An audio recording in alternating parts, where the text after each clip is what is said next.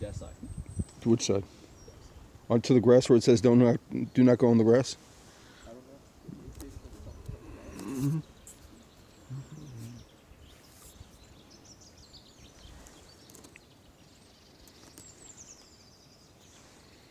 Here on the grounds of the Kroller Museum. I just got here a few minutes ago. We're early. Took mass transit from Amsterdam. That included taking a bus or a train to a station called Eid, and then taking a 108 bus to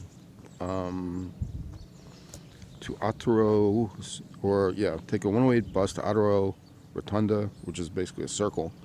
And then from there, there's a bus called the 106, which goes to the museum. You got to get a separate ticket for this national park that this is in. Now, one of the nice things here is that birds. Because this really is a national park. You can hear them, maybe. I'm hoping. I don't know. You got these little yellow birds around here. There they are.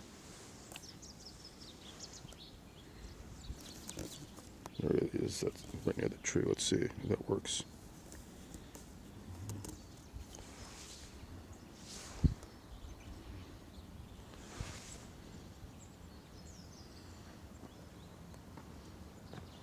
All right, we'll have to go without the birds. All right.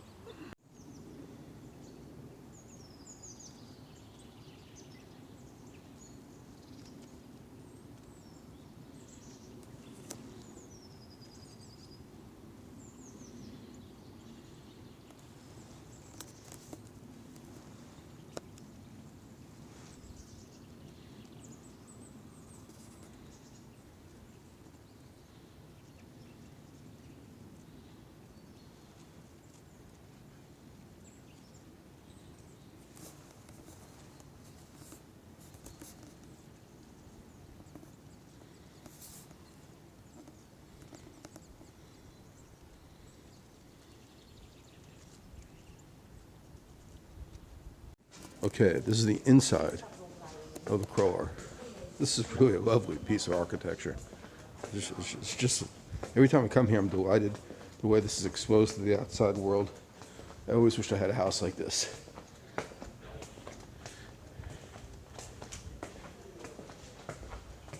It's one of the great places in the world. If you have never been to the Kroller, you don't know what you're missing. Don't come to Europe as an American tourist without seeing the Kroller.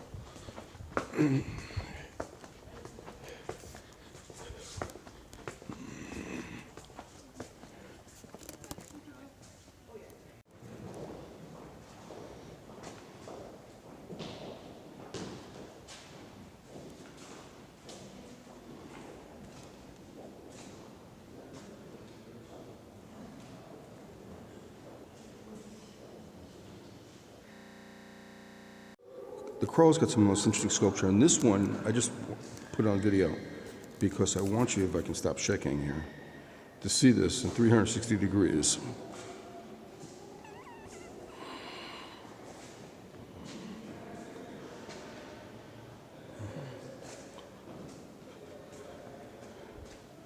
Because photographs for sculpture just doesn't do it. I think that this guy might have had a fixation with the horse, but okay.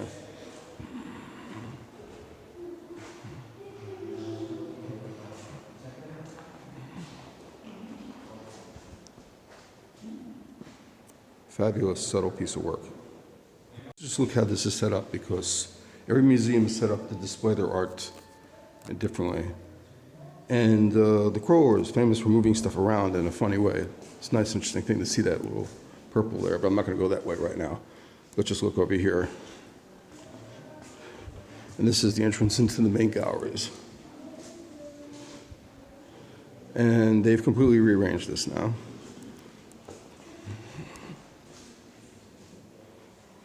These nudes used to be stuffed on the side. They've decided to display them more.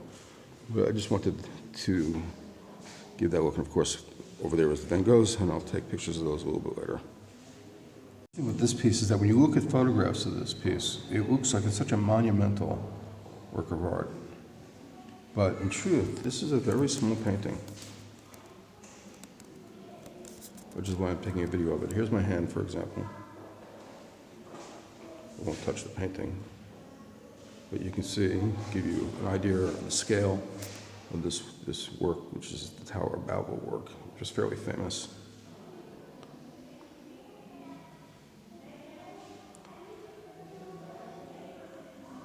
This, on the other hand, which is the Madhihara, is a full-size portrait. And they have several in the Kroller full-size portraits. They got the two nudes over there from the 15th and the 14th century, and then they have this one from the 1920s where she's not nude. This might be the only Madhihara where she didn't pose nude. All right. Now this is a Renoir, and what I find interesting about this painting is it's not like any other Renoir that I've ever seen. Well, I've seen this several times. It's also life-size and fabulous piece, but just if you look at this and say, who's the artist, this doesn't say Renoir to you, but it is worthy more discussion.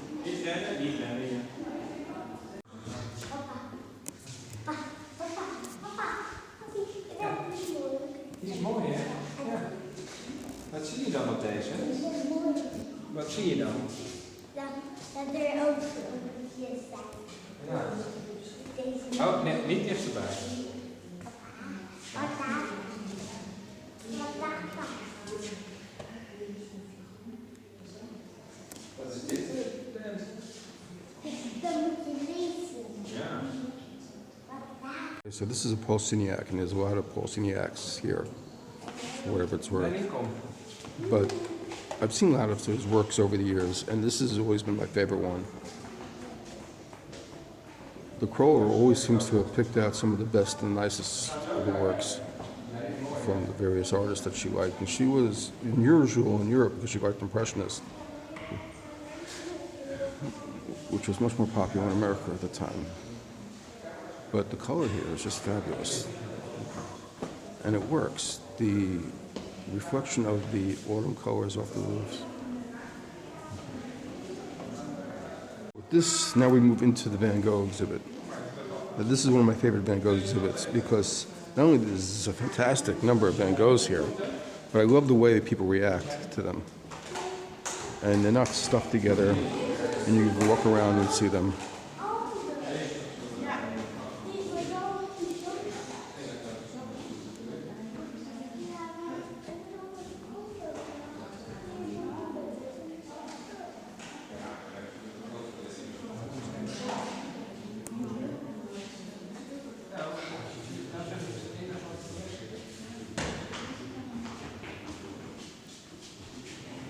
This is the portrait, the other half of which is at the Metropolitan Museum in Manhattan, and we saw it a few weeks ago. And there's two of them, and this is the other one. I think this is the one that she took for herself. The other one wound up in Van Gogh's arms or hands until he died, actually. But this one he gave as a gift to her. She took the one that she wanted the most, and this is the one that she wanted the most. But you get to see enough Van Goghs, you get to see all of them. What makes this painting is the green background, which subtly creates a halo effect on this portraiture and brings out the force of his personality with this.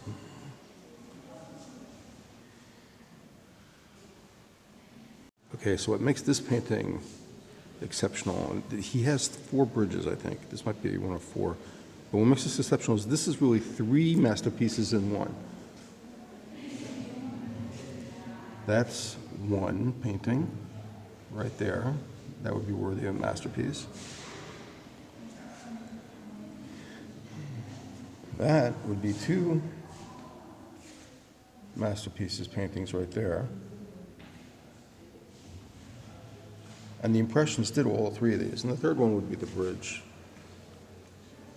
like that. And together, they come together in a composition such as that. It's a lovely piece.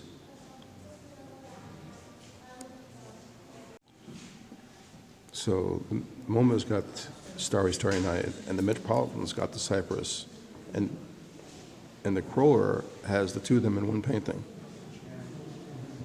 This is one of my favorites. one of my favorite Van Goghs, of course. Everything that made Van Gogh great is working in this painting. This was his complete mastery. The brushstrokes, the lines, the compositions.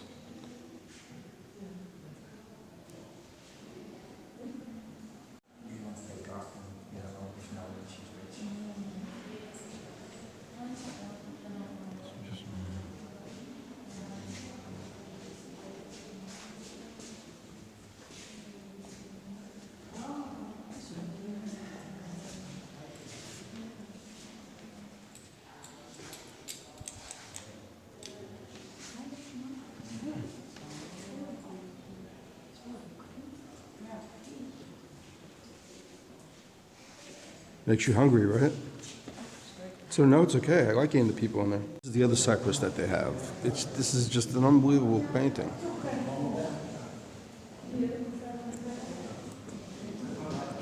See, some Van Goghs are meant to be seen from a distance, and this is quite a distance. Look at that sky. That sky's unbelievable. It's more than Starry, Starry Night. And then, you know, you want to get close up to see the brushwork sometimes. And it's not always that they happen together, but this painting is just a fury of cypress brushworks.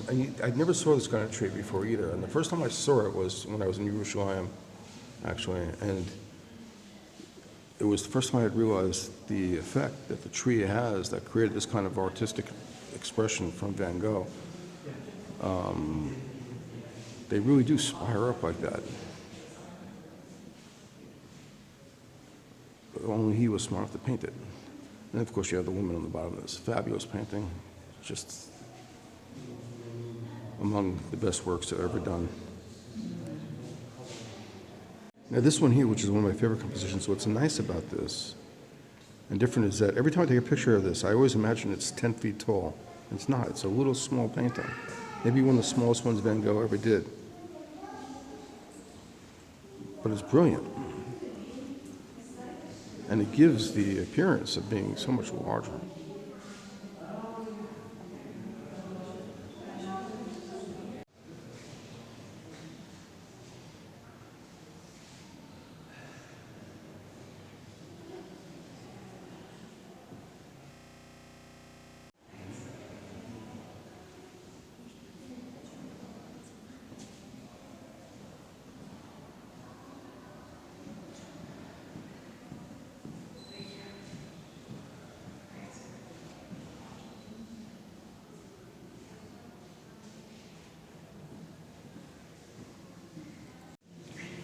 The other thing about Kroller is that they're the only people I know who have a significant collection of the, you know, the early works that he did in Belgium, these dark works. And give them proper museum space. They got a whole crop of them over here, as a matter of fact. This is still by early Van Gogh, and if you didn't know, if you didn't say it was Van Gogh on the wall, you would never believe it.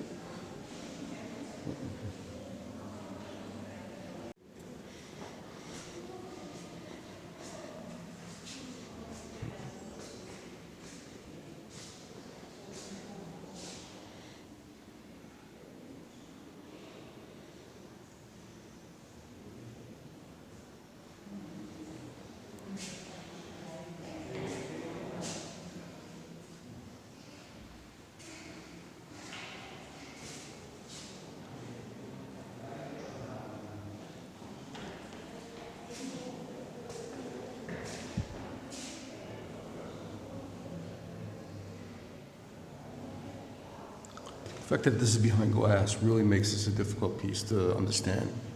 It's got this three-dimensionality to it that the glass completely flattens, and you can see my reflection in it, obviously.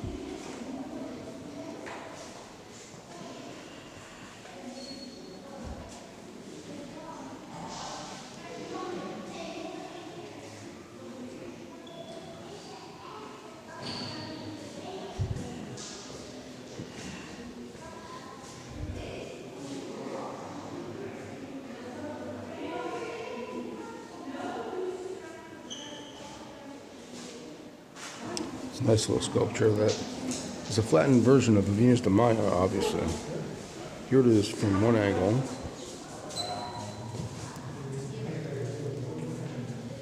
Here it is from another angle. What it does with three-dimensional space is really quite fascinating, and it's definitely a full statue. Designed to be seen all the way around. Here's another one.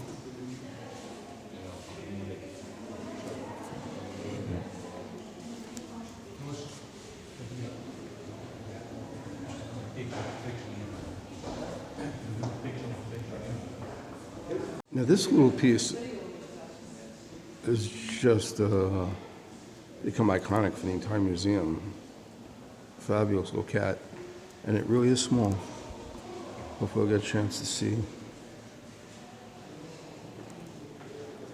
somebody walk through it, but it's only about maybe 1.5 feet long, a little longer maybe. Okay, let's see some more of this. Sculpture and art in action together. Excellent job that they do here.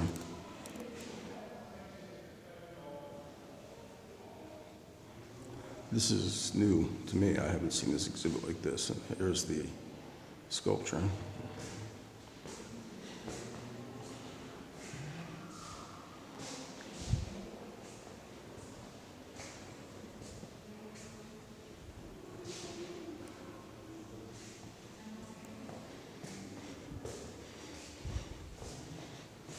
You really only appreciate it in video because the space that this creates is as important as anything else.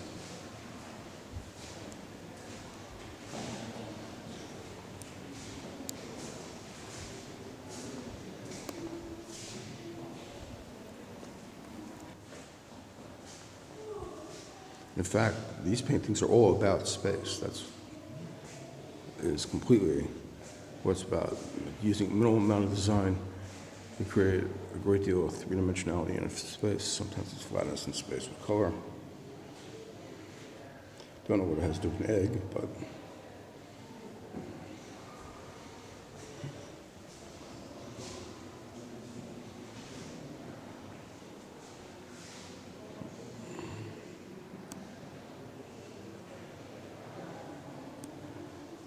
okay.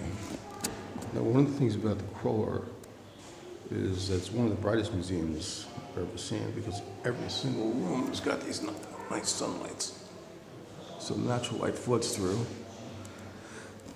The Duchess of starved for light that Kroller was lit up. You'll see an example of this in a second. I'm just going to spin around this room. And here's the experience that you have walking through here and through there. And they add the sculpture garden and the light as part of the aesthetic experience in the museum. It's fabulous. Really, it's just unbelievable.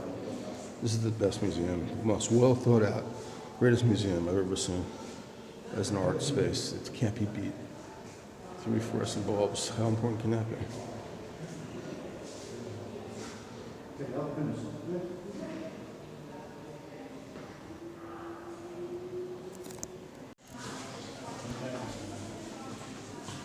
I'm just taking a video of this because this is one of these little surprises of the Kroller. But what's interesting to me about this is that this is done 1564. This is sort of the pose that Frans Hals uses, 150 years later.